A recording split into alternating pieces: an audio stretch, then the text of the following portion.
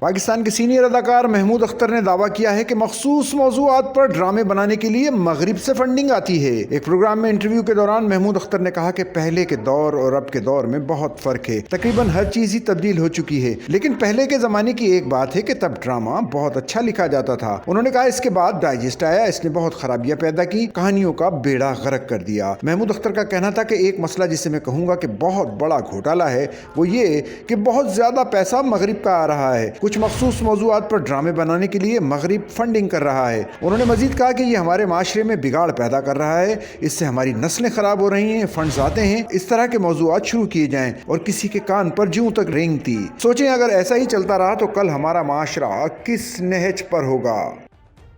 Sachal news net work کی videos میں خوش آمدید۔ ناظرین، ویڈیو سے متعلق اپنی قیمتی رائے کا اظہار کمنٹ باکس میں ضرور کریں اور چینل کو سبسکرائب کریں۔